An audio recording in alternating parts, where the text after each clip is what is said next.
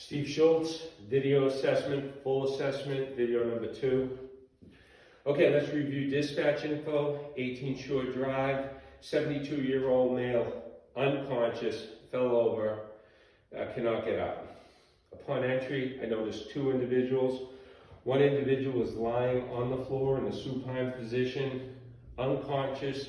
Nearby is another individual nervously awaiting my arrival. I noticed no safety issues at the scene. I have my BSI. Upon arrival, I noticed a chair on the floor. I immediately assumed the patient may have fallen off the chair. This makes me think maybe his injuries are not from 6 feet or a standing position, which could have been worse. I also noticed that his skin is turning blue. I get in, I move the chair. Hello, my name is Steve Schultz. I'm here to help. Let me introduce myself. I asked the other individual present, what is your name? What is your husband's name? Okay, Mr. Jones, can you hear me? I pinch his ear. I pinch his neck to check for consciousness. I confirm he's unconscious and unresponsive and lying in the prone position. I need to immediately begin my primary assessment. I ask my partner to stabilize the patient's head. I inspect his airway. I can see that it's blocked. I do the head tilt, chin thrust, and I notice his airway opens. I check again and confirm that the airway is open. I will then evaluate the patient's breathing with a stethoscope. I'm listening for rhythm and quality and depth.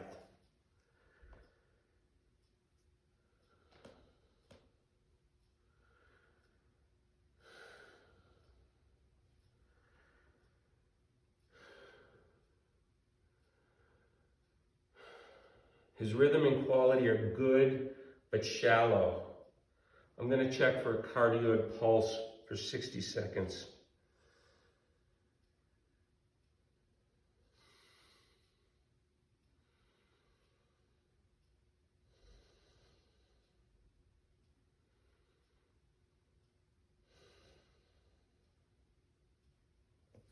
Pulse rate is good and strong.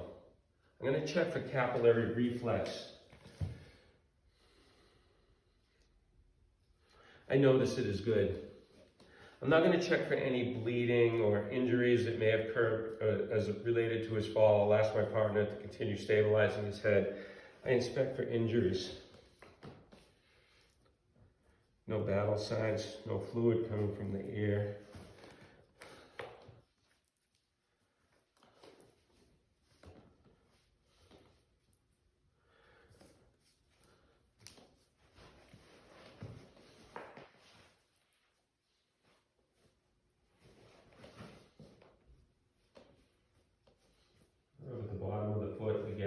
Responsiveness and nothing.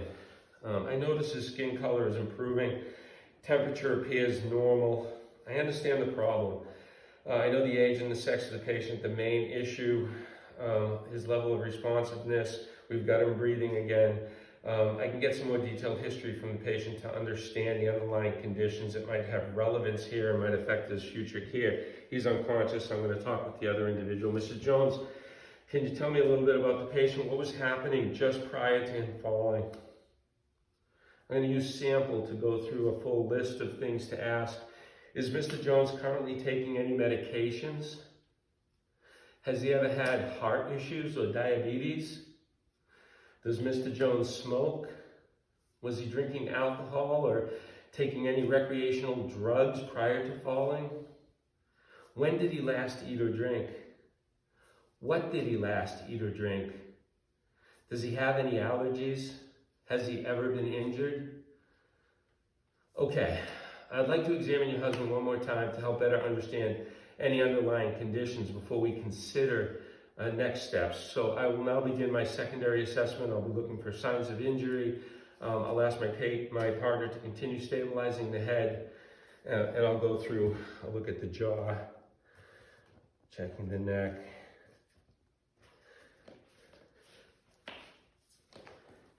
Examining, pressing on the abdomen, no reactions.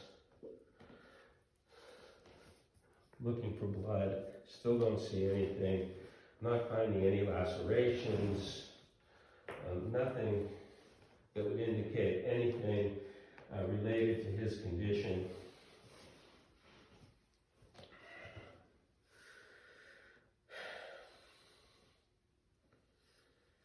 I'm going to check him for responsiveness again. I'm going to pinch his ear one more time. I'm going to pinch his neck. He's still unresponsive. I'm checking his breathing. His airway looks good. I'm going to listen to his lungs one more time with the stethoscope. His breathing appears to be getting stronger.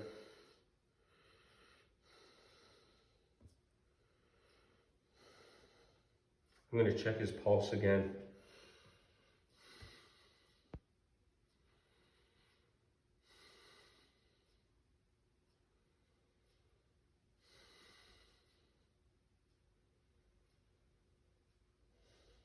Still steady and strong, checking capillary reflex. Present. I'm also going to check his blood pressure. Noting all the vitals.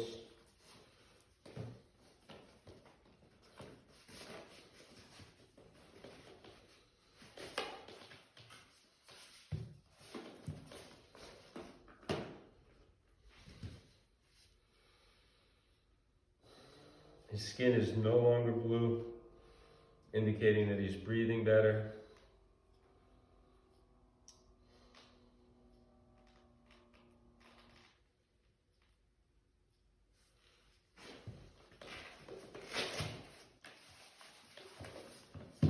I'm going to check his pupils, the size and reactivity.